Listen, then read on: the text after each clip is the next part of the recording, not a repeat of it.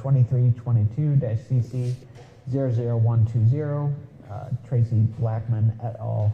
Versus the state of Missouri et al. We're here today on the state's motion to dismiss the cross-claim of Jean Peters Baker, the prosecutor of Jackson County. And on behalf of the state, we have Joshua Devine, Solicitor General for the state. And on behalf of the county councilor of Jackson County, we have Amanda Langenheim. Okay, great, thanks. Mr. Devine, I'll let you go first.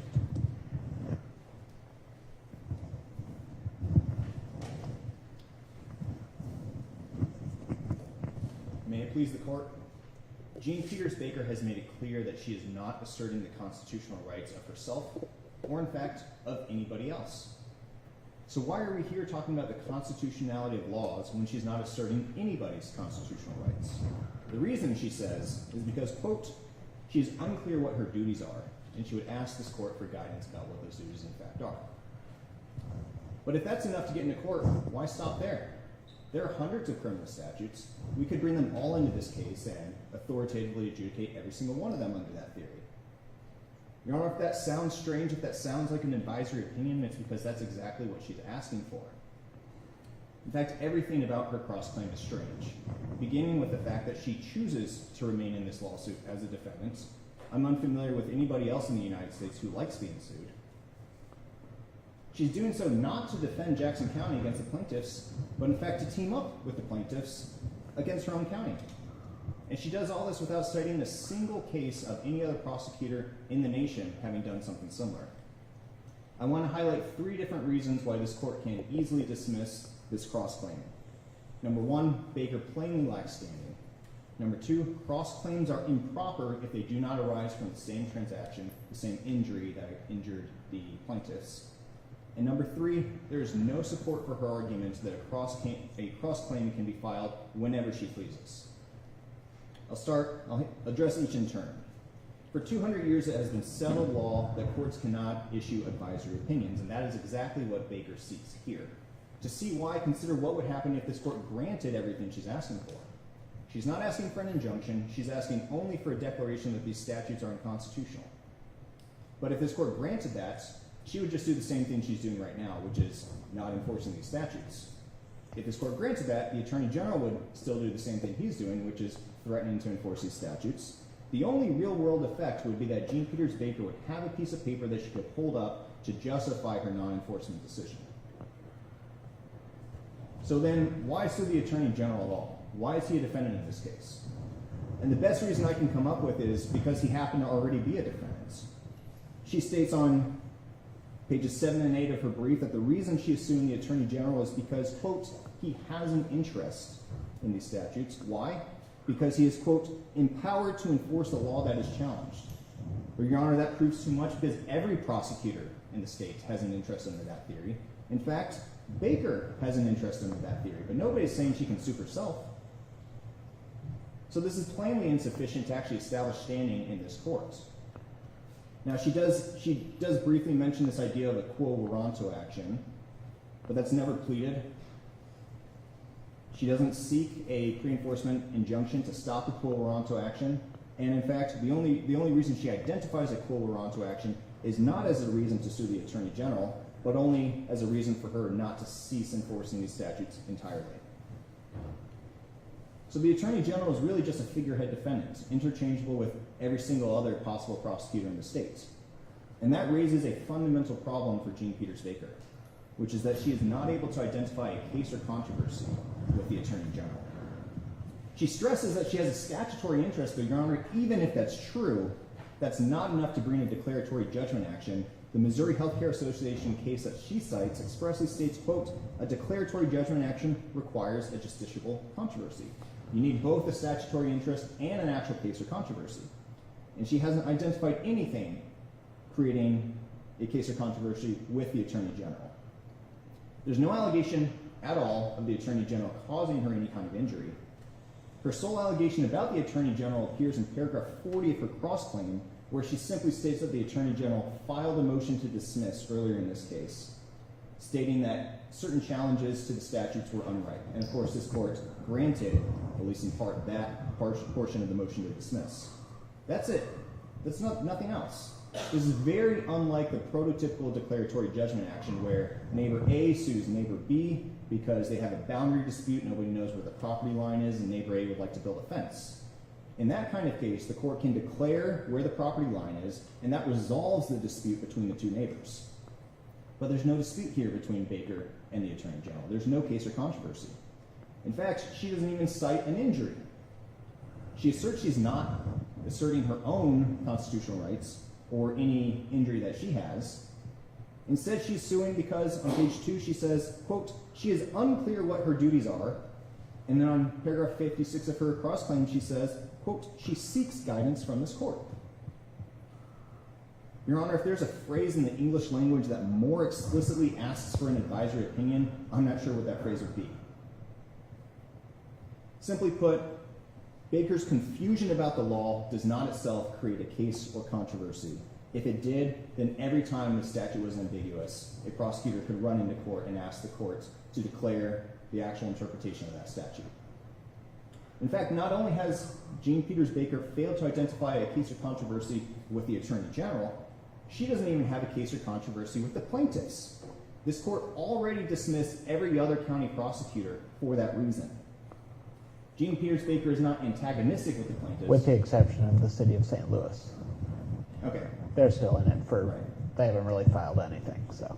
And the only reason, Your Honor, that they're still in it is because they haven't filed a motion to dismiss. But according to this court's earlier motion to dismiss, there simply is no case or controversy between the plaintiffs and any of these county prosecutors. And if there's no case or controversy between the plaintiffs and the county prosecutors, then the prosecutors cannot be part of this lawsuit. And if they can't be part of this lawsuit, then they can't bring cross-claims as part of this lawsuit. Now, I don't think this is the first time anybody has thought up the idea that Jean Peters Baker thought up here, but it appears that she is the first one to have actually executed on that idea, because she can't identify a single case in all of the United States where any other prosecutor has done this. So I presume that all the other prosecutors have thought of this, have also concluded they really couldn't do it because they lack standing. So they don't identify a single case, but we identified a case where Texas tried to do this, and the U.S. Supreme Court just 2 months ago said Texas couldn't. So I think it's useful to compare Jean Peters Baker's arguments with Texas's. Jean Peters Baker says she's suing because she's unclear what her duties are, and she has an obligation not to violate the constitutional rights of Missouri citizens. Well, in the Brackeen decision on page 33, Texas tried to assert the same thing. And the Supreme Court said Texas can't come in and challenge a federal statute on the theory that the law requires Texas to break its promise to its citizens and forces Texas to violate its own constitutional obligations. This is on all fours with the Brackeen decision. Not only does she not identify a case or controversy, she doesn't even have a statutory interest. She makes this the cornerstone of her argument throughout her brief. But the one statute she cites is actually against her. That's section 56.060, which spells out the duty of prosecutors. And it spells out a duty that is opposite to her actions in this case. That statute says that county prosecutors must, quote, defend all suits against the state or county. She's not defending this suit. She's aligning herself with the plaintiffs. The plaintiffs are saying all these statutes are unconstitutional. She's also saying these statutes are unconstitutional, albeit for different reasons. So this cross-claim is not a vindication of her duties. It is a violation of her duties. She lacks any statutory interest at all. Now, Your Honor, I think standing is the easiest and cleanest way for this court to dismiss the cross-claim, in part because the court must consider jurisdiction before it does anything else. But if this court gets past that issue, there are two other really easy ways of dismissing this case. And one is the cross-claim does not arise out of the same transaction as the plaintiff's claim. So what is that transaction? Well, the plaintiffs argue two things. They complain about expenditure of taxpayer funds. That's all of the plaintiffs. And then Molly Gordon, she complains about the use of allegedly religious language in some of these statutes. That's the transaction here. Baker isn't complaining about expenditure of taxpayer funds or allegedly religious language. What she is complaining about is the idea that some of these statutes might have some vague terms about the medical exception and things of that nature. None of these arguments were raised by the plaintiffs. In fact, precedent confirms that there's no overlap between these arguments. The City of Greenwood case asks the court to look at whether issues of fact and law are largely the same and whether they would involve the same evidence. And here there's no logical relation. There's in fact only one overlapping statute, because this court already dismissed as unright the challenges to all the other statutes that Baker is bringing. Baker cannot resurrect and repackage what's already been dismissed as unright. There's no overlap with the legal theories. The plaintiffs are asserting Establishment Clause violations. Baker is asserting equal protection violations and due process violations. The legal arguments and the legal doctrines are totally different, as would be the evidence, too. The plaintiffs are asserting claims about statements made in the statute, statements made on the floor of the legislature. Baker is asserting that there's an equal protection violation which would trigger heightened scrutiny and would require the state to bear the burden of showing that there's a substantial health and welfare reason to pass these laws. That would delay this case months, if not years. There's no relation at all to the original transaction. That's true for every single one of her claims. Now she says, to try to get around this problem, on page 14 of her brief, she tries to bring everything to a very high level of generality. She says, well, really the transaction we're talking about here is that both these claims arise from, quote, the passage of alleged unconstitutional laws. Again, that proves too much. If that's true, then she could have come in here and raised a cross-claim about literally any statute passed on the books in the state of Missouri. But even if there were a transaction, it's also quite clear that she hasn't brought this in a timely manner. Your Honor, it is settled rule across the country that a cross-claim must be brought with the answer. She does not dispute that that is the settled and uniform rule in federal courts. Instead, she just asked this court to deviate from the settled and uniform rule in federal courts. The problem with that is that the federal rule is substantively identical to the state rule. The text is the same with a couple of deviations that don't make any substantive difference. I know you talk about this in your brief, but could this be cured by, well, if she came in here and wanted to amend her answer, then I think, the relevant court rule says leave should be granted when leave is freely granted when justice requires. Now, what do you think justice means in that sentence? Well, I think it certainly doesn't allow leave for a person who plainly has no standing. And that's one of the reasons why we led with the standing argument, because I think justice does not require leave to amend when amendment would be futile. And it's futile for all the reasons I've already said. This is just one additional reason to chop down the tree. Okay. So in the Hemme against Barty case that they cite, the court notes that where the federal rule and the state rule is substantively identical, there are very, very strong reasons to defer to federal precedents. I'd also note that section 509.010 says basically the same thing. It says if an answer to a pleading includes a cross-claim, then the respondent must himself file a responsive pleading. Now, under Baker's rule, that would create an absurdity under this statute, because it would mean that if Baker has raised a cross-claim not inside an answer, then the Attorney General could just ignore it in perpetuity. This rule also, not only does it have no precedent, not only does it have no textual support, it would also create other absurdities. It would mean that a tort defendant, 95% of the way through a trial, after the jury is already in the deliberation room, could say, I want the court to pause everything while I bring this cross-claim. It's clear why courts across the country have uniformly rejected that kind of argument. Remember, Baker is asking this court to break a whole lot of new ground. She's asking this court to depart from the settled interpretation that cross-claims can only be brought in an answer. She's asking this court to be the first to hold that one prosecutor can sue another prosecutor to attack the validity of state statutes that both are sworn to uphold. And she's asking this court to be the first to sue to allow a plaintiff to sue for essentially no other reason than that, quote, she is unclear what her legal duties are. Now, I won't speak for the plaintiffs in this case, Your Honor, but I suspect that they, like the state, would like to move this case along without further distractions. We would ask this court to dismiss the cross-claim, and also because Baker has made it clear she has no case or controversy with the plaintiffs, we would ask this court to dismiss Baker as a defendant as well, as all the other county prosecutors except for St. Louis were as well. Okay. I'm going to ask you kind of a basic question that is going to seem like a stupid question, perhaps. But I think when I was reading these, I was more focused on the merits of the arguments. But I want to talk about just the cross-claim. Is the cross-claim only brought against the Attorney General, or is it brought against the other defendants as well? My understanding is it's brought only against the Attorney General and also in the abstract to the states. Okay. Thank you. Anything further right now?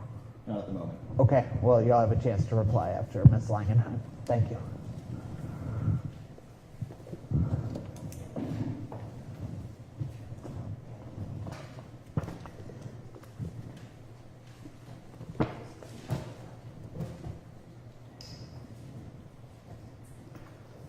Good morning. Good morning. May it please the court. As I introduced ourselves earlier, myself and my co-counsel Ryan Taylor have the privilege of representing Jean Peters Baker in this lawsuit. Your Honor, in August of 2019, the Missouri General Assembly passed some of the most extreme abortion restrictions in the country. Indeed, even Mr. Bailey's predecessors have voiced their concerns over Missouri's lack of exception for rape or incest victims. But the laws are more than extreme. Chapter 188 is no model of clarity. It contains numerous textual inconsistencies between statutes that preclude them from operating concurrently, and several provisions are so vague as to make it impossible to determine the law's parameters. As the prosecuting attorney for Jackson County, Baker is statutorily tasked with enforcing the criminal laws of this state, including the criminal laws in Chapter 188. She has served as a prosecutor in a variety of roles for over 25 years and has never felt compelled to challenge the constitutionality of the laws that she's tasked with enforcing, until now. Your Honor, I know that Baker's cross-claims are novel, and the state would have this court dismiss her cross-claims for that reason alone. But thankfully, the test for justiciability is not dependent upon whether or not something has ever been done before, as history has thankfully shown. Instead, a justiciable controversy exists when the plaintiff has a legally protectable interest at stake, there's a substantial controversy existing between parties, and that controversy is ripe for judicial determination. These are the questions before this court today, and rather than go down every rabbit hole that the state has dug up, I'm going to focus on these requirements for justiciability because that's all that Baker needs to be entitled to go forward with her cross-claims. And lastly, I do plan to address the timeliness of her cross-claims and also explain why they are transactionally related to the subject matter of petitioner's original cause of action. And of course, if at any time you have questions, please do feel free to jump in. I don't want to throw you off, but I guess my first question would be, obviously as a prosecutor, she has quite a bit of prosecutorial discretion to determine which laws to enforce and when to enforce them. So how does that play into the injury that she's alleging here when she has that discretion? So, Your Honor, historically, prosecutors did have pretty much absolute unfettered discretion to decide when to prosecute cases, what charges to file. But recently, and as alleged in our cross-claim petition, there's a national effort to affront or diminish prosecutorial discretion. And I find it interesting that the Attorney General's position is, well, Baker has an adequate remedy here. Her adequate remedy is simply to exercise her prosecutorial discretion and simply choose not to enforce the laws that she's tasked with enforcing. If she believes that the laws are unconstitutional, her remedy is simply to just not enforce them. I find that position disingenuous, to say the least. Earlier this year, in this court, the Attorney General's office filed a lawsuit seeking to oust a locally elected prosecuting attorney based in allegations in part that she neglected her official duties by intentionally or willfully failing to prosecute cases. So I think it's clear that that's not really an available remedy for Well, Baker. I mean, I'm in that circuit. I'm pretty familiar with the situation that we had going on when that action was filed, and it was much more than simply not enforcing some laws in that case. So I guess what I would ask is, can you point? And I'll give you the point that I think prosecutorial discretion is being challenged, perhaps more in recent years than it has been traditionally. But can you point to anything concrete that you think would threaten Jean Peters Baker's prosecutorial discretion besides the quo warranto? So just to make sure I'm understanding your question correctly, Your Honor. So if Peters Baker announced, which to be clear, she has never stated, nor does the cross-claim petition allege, that she is blanketly not enforcing these laws. So if Baker just announced that she's just not going to enforce these laws, is it your question what other, I guess, risks are present other than the quo action? Yes, I guess so. And also I wonder, why would you announce that if you were the prosecutor? Why not just take the action and not bring the publicity that such an announcement would cause? Well, and I think there is an issue with doing blanket announcements or blanket policies that you're not going to enforce any type of law, whether or not you're a prosecutor or another enforcer, because there's always circumstances, there's always exceptions that warrant prosecution. And so here, aside from the interest of potentially having to defend her prosecutorial discretion, there's the interest of ambiguity in these laws. Under the plain language of the declaratory judgment action, I mean, the whole purpose of the declaratory judgment action is to provide a person whose rights or statuses or other legal relations are affected by a statute guidance.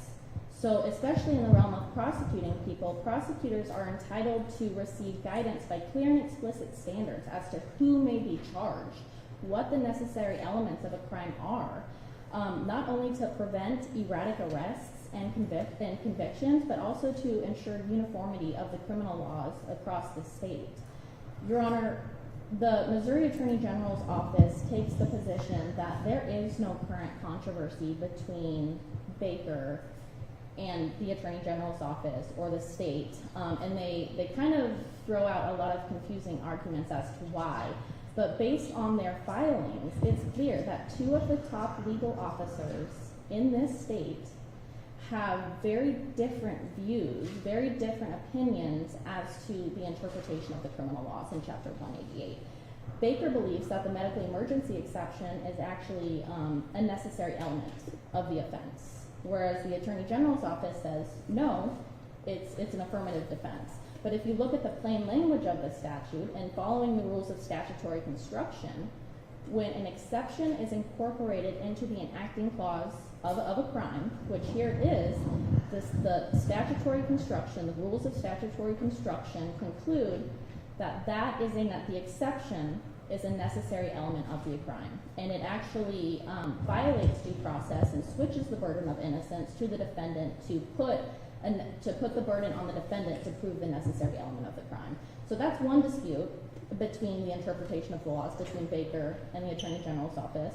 Another dispute is whether or not a woman can be charged as the principal in chief in the termination of her pregnancy.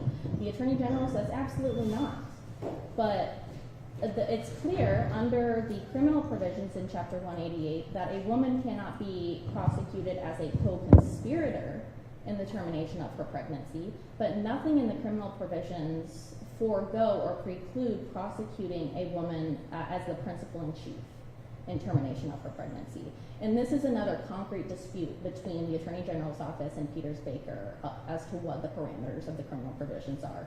And another concrete dispute between Baker's office and the Attorney General's office, who is also tasked with enforcing these laws, is what's currently operative.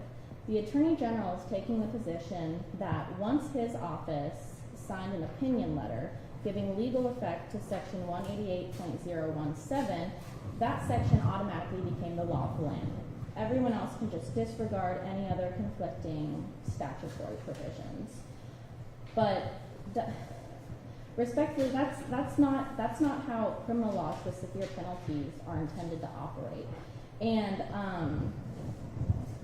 you know, Baker is cognizant of this court's order dismissing some of plaintiffs' or petitioners' original causes of action.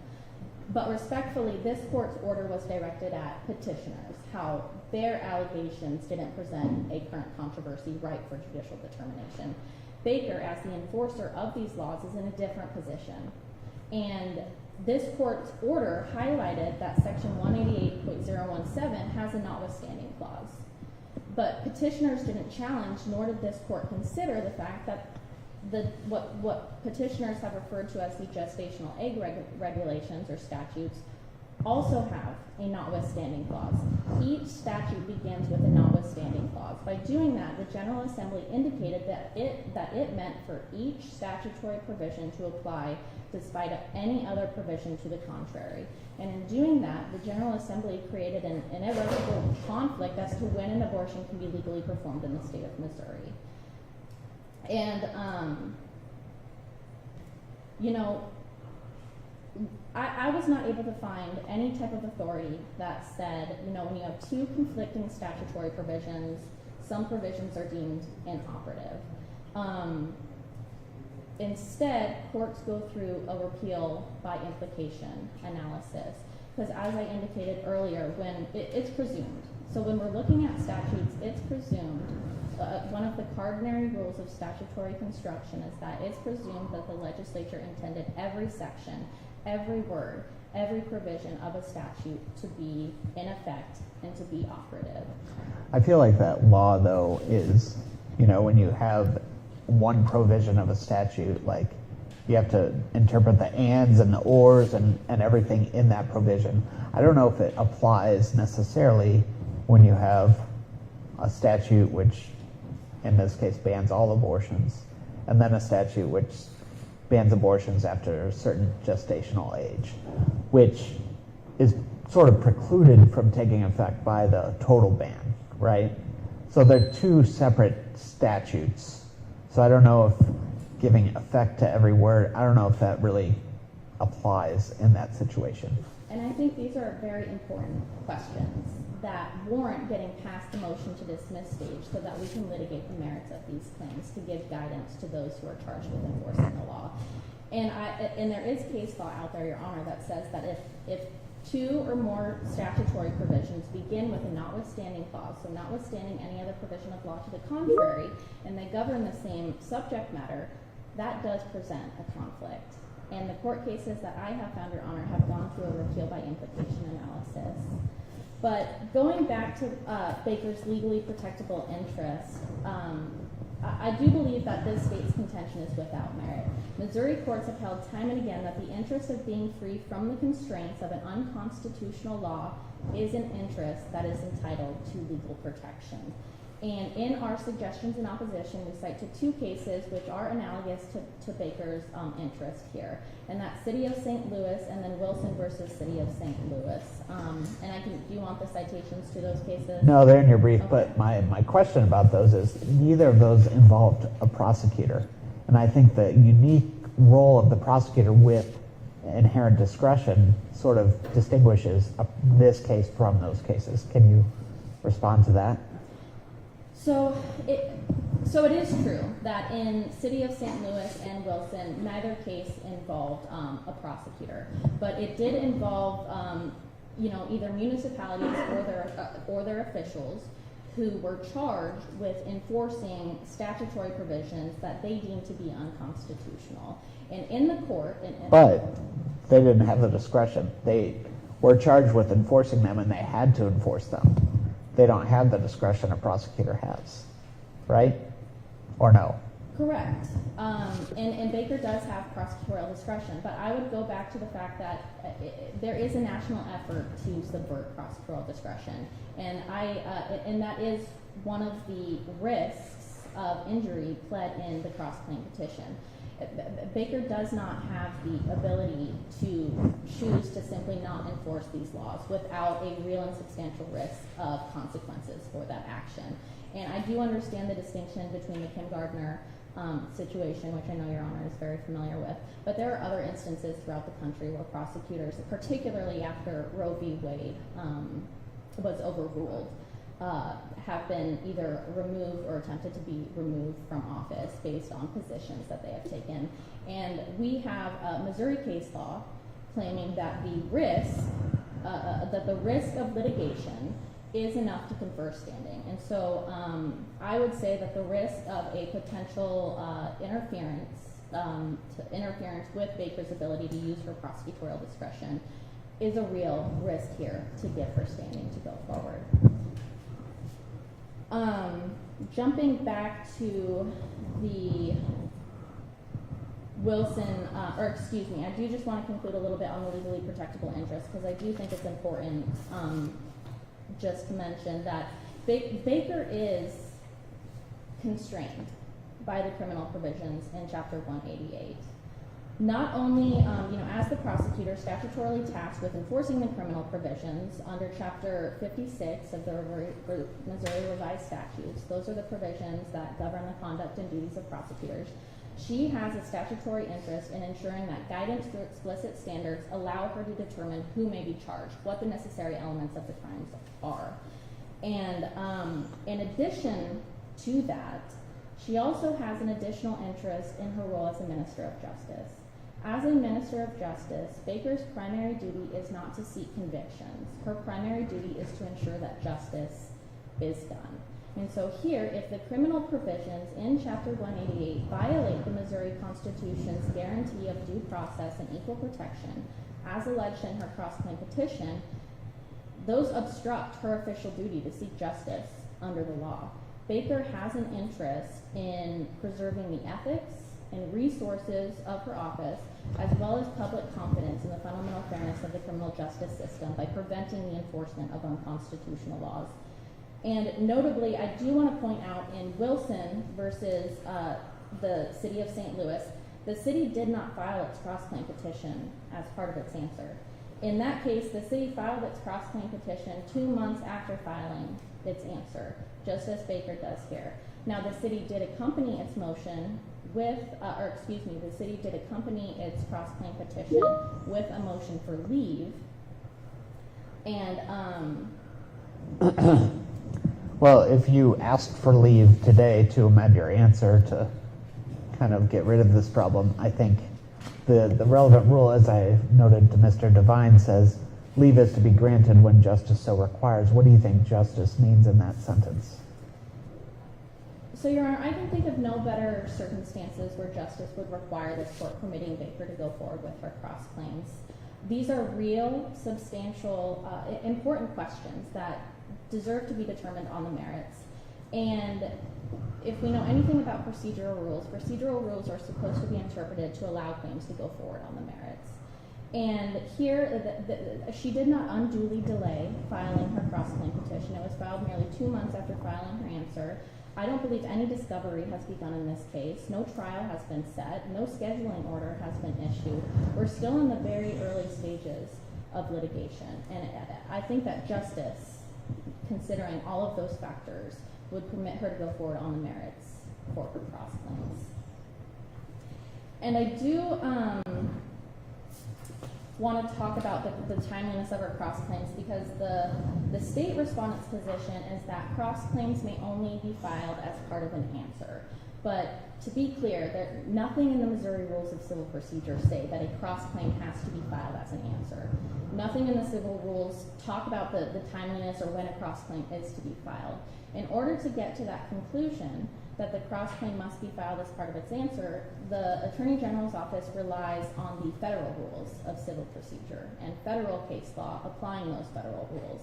But this court follows the Missouri rules. And in Wilson, again, on a Missouri state case under the Missouri Rules of Civil Procedure, the cross-claim was not filed as part of an answer. It was filed 2 months after filing the answer, which is precisely what Baker did here. Did anybody raise that issue or raise the issue that it was filed late in that case? Do you know? No, it was, so in the motion for leave, I do believe it was not objected to. Okay.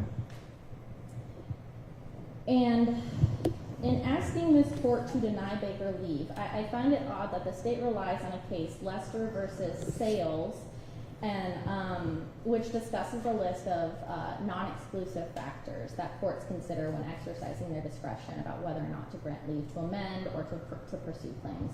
But in that case, in the state's own case that they cite, the Missouri Supreme Court held that the trial court abused its discretion in denying the party leave and remanded the matter back to the trial court, holding that leave should have been granted.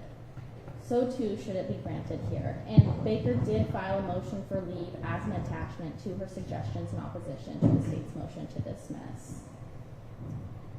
Say that again. You did file a motion for leave? Yes, Your Honor. Okay. We filed it as an attachment to our suggestions in opposition. Okay, thanks. And to support their argument that this court should deny Baker leave to pursue her cross claims, the state makes arguments that are unpersuasive. The state says that Baker's cross claims unnecessarily complicate this lawsuit, and the state argues that they're not transactionally related to petitioner's original action. But Your Honor, and I'll address kind of each of those in turn. The whole purpose of permitting cross claims is to allow what could be done in multiple lawsuits to instead be done in one. The rule promotes judicial economy. It promotes it prevents the risk of conflicting judgments. And so the nature of a cross claim necessarily means that it will add additional things. It will add additional facts and add additional relief being sought. But just because a cross claim complicates the litigation is not a basis to dismiss the cross claim. If it were, no party would be permitted to pursue cross claims. And if the state's position is that Baker's cross claims complicate the petitioner's original lawsuit, the remedy is for this court to order separate trials on the original claims and her cross claims. This is the whole purpose of Rule 66.02, which permits the court to schedule separate trials for any cross claims. And jumping to the state's argument that Baker's cross claims are not transactionally related to the subject matter of petitioner's original action is also without merit. Our courts have given us no precise definition of transaction and occurrence. There is no hard and fast rule. But what we do know is that the transaction or occurrence test is broadly and liberally applied because courts recognize that, again, procedural rules should promote decisions on the merits. And Mr. Devine mentioned a case that they rely on, the City of Greenwood case, and in that case, the court applied the rules to reach the merits of the parties' claims, rather than applying them in a way that prevented the parties from going forward. In that case, the City of Greenwood passed an ordinance that limited the weight of trucks using city streets. And two individuals who owned a quarry operation and routinely drove heavy trucks down the city's streets challenged the validity of that ordinance in federal court, saying that it violated a contract between the quarry owners and the city, and then they also raised some Commerce Clause violations. But in the meantime, the city passed a second ordinance saying, okay, no more commercial vehicles whatsoever on our city streets. And then the city filed a lawsuit in state court asserting several tort claims such as negligence, trespass, nuisance, and the city also sought a declaration that their ordinance was constitutional under Missouri law. And the city was successful on all of its claims with the exception of the trespass claim. But the quarry owners appealed, raising several points of error, including arguing that the city's tort claims arose out of the same transaction and occurrence as the federal case, and therefore they should have been considered as compulsory counterclaims and should be barred in the state court proceeding. The appellate court disagreed and said, no, the city was permitted to go forward with its claims on the merits.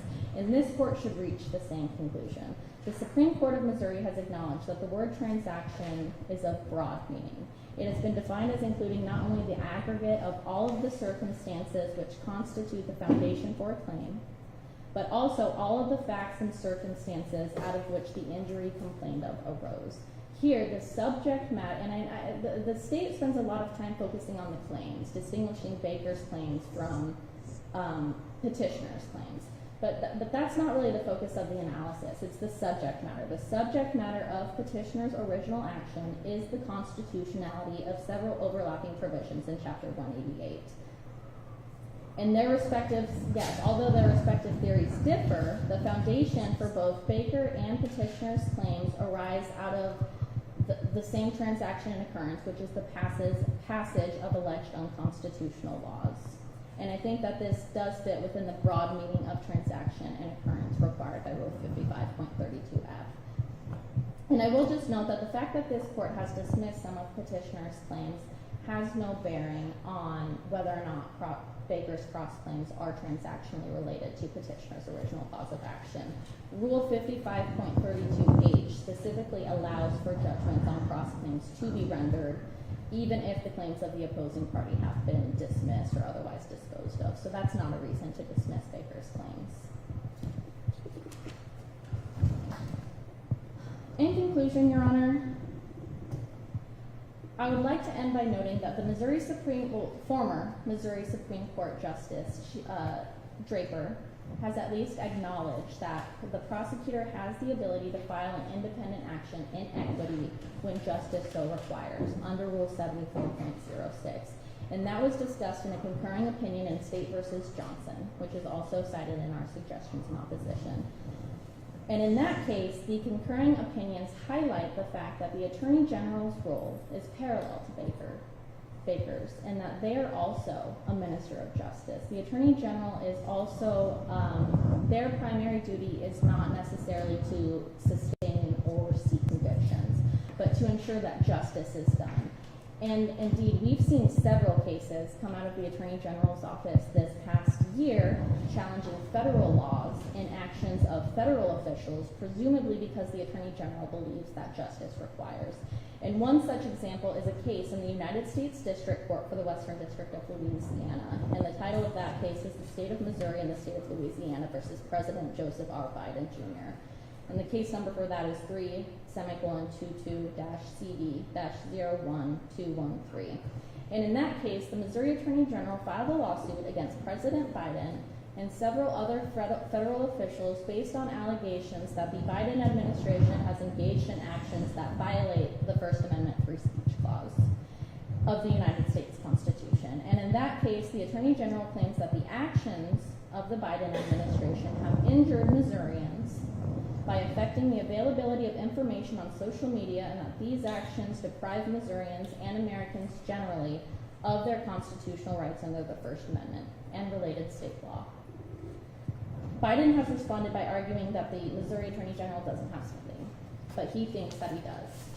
And I find it odd that in this case, the AG is taking the position that Baker, a public official, a minister of justice just like himself, doesn't have standing to raise equal protection and due process claims because the Attorney General argues that those are rights guaranteed to individuals, not government officials. But the same reasoning applies to his First Amendment claims in the federal Louisiana case. The only difference here is that Baker is actually tasked with enforcing the laws that she is challenging, laws that directly affect her ability to do her job. She has an interest in receiving a judgment declaring her rights and obligations under the criminal provisions of Chapter 188. And I respectfully request the court deny the state's motion to dismiss Baker's cross-claim petition and allow the claims to go forward so that prosecutors can be provided necessary guidance on these issues before doctors in this state are deprived of their liberty for simply providing reproductive health care. Thank you. Thank you, Ms. Langenheim. Mr. Devine, would you like to reply? Just a few points, Your Honor. Thought you might. Your Honor, I just heard my friend on the other side concede that this has never been done before. That also itself raised red flags. I'm sure Gene Peters Baker is not the first prosecutor to think of this, but all the other prosecutors have concluded, presumably, that there's no standing. Now, on this issue of this alleged national effort that really has no definition at all in the cross-claim to it, of a national effort to restrict the discretion of prosecutors, all of this is hypothetical.